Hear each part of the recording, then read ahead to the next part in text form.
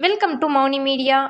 ராமசாமி இவரை பற்றி உங்களுக்கு தெரிஞ்சதை சொல்லுங்க அப்படின்னு மக்கள்கிட்ட கேட்டப்ப எல்லாருமே சொன்னது ஒரே மாதிரியான பதில் தான். இவர் ஒரு நடிகர், இவர் ஒரு காமெடி நடிகர், அப்புறம் அறிவாளி, அரசியல் ஆலோசகர், அதுக்கப்புறமா மக்களுக்கு நல்லது நடக்கணும்னு மனசார நினைக்கிறவரு அப்படின்னு நிறைய பேர் சொன்னாங்க.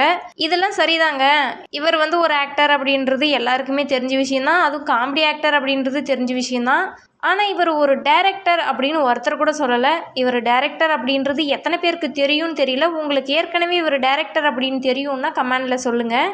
இவரை ஆக்டர், அப்புறம் டைரக்டர், அப்புறம் அரசியல்வாதி இதை மட்டும் சொல்லிட முடியாது. இவர் ஒரு பத்திரிகை நிறுவனர், அதையும் தாண்டி இவர் ஒரு லாயர்.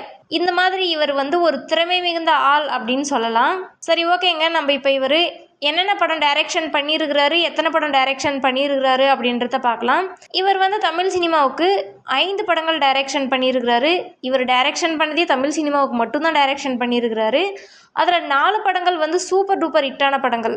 நிறைய திறமைகளோடு இருக்கிற இவர் படம் டைரக்ஷன் பண்ணியிருக்கிறாருன்னா அது எந்த அளவுக்கு சூப்பரான படமாக இருக்கும் அப்படின்னு உங்களுக்கே தெரிஞ்சிருக்கும்.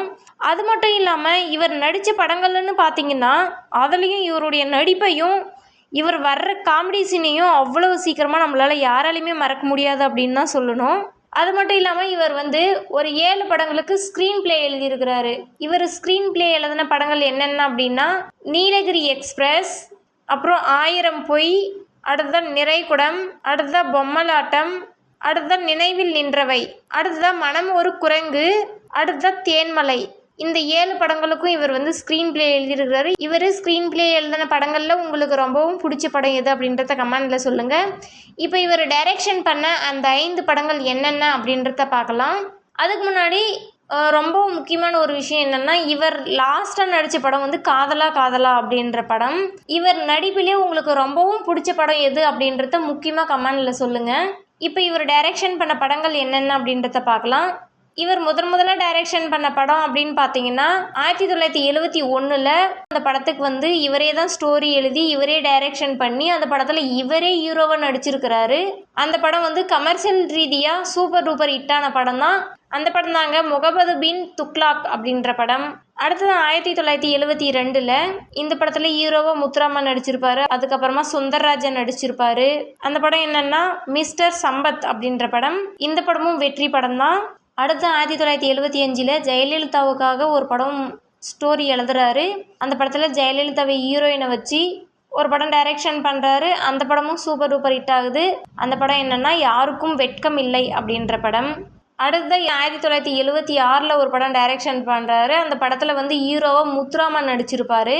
இந்த படத்தினுடைய ஸ்டோரியை ராமசாமி தான் எழுதி டைரக்ஷன் பண்ணுறாரு. இந்த படத்தில் ஹீரோயினா பத்மபிரியா, அப்புறம் அசோகன் இந்த படத்தில் வில்லனாக நடிச்சிருப்பாரு. அந்த படம் தாங்க உண்மையே உன் விலை என்ன அப்படின்ற படம். இந்த படமும் கமர்ஷியல் ரீதியாக வெற்றி படம். அடுத்தது லாஸ்ட்டாக 5வது ஒரு படம் டைரக்ஷன் பண்ணுறாரு. அந்த படம் தோல்வி படம். சம்போ சிவ சம்போ அப்படின்ற படம். இந்த படம் தோல்வி படமானமே இவர் டைரக்ஷனவே கைவிட்டுறாரு. அடுத்ததாக கண்டினியூவாக படங்களில் தான் ஆக்ட் பண்ணிகிட்டு இருக்கிறாரு. இதே மாதிரி உங்ககிட்ட ராமசாமி அவர்களை பற்றி கேட்டால் அவரை பற்றி நீங்கள் எந்த மாதிரி சொல்வீங்க அப்படின்றத கமெண்டில் சொல்லுங்கள். அடுத்த வீடியோவில் உங்களுக்கு மேஜர் சுந்தரராஜன் டைரக்ஷன் பண்ண படங்களை பற்றி வீடியோவாக போடணுன்னா கமெண்டில் சொல்லுங்கள். இந்த மாதிரி அடுத்தடுத்த தகவல்களுக்கு எங்கள் மௌனி மீடியா சேனலுடன் இணைந்திருங்கள். இதே மாதிரி அடுத்த வீடியோவில் சந்திக்கலாம். நன்றி.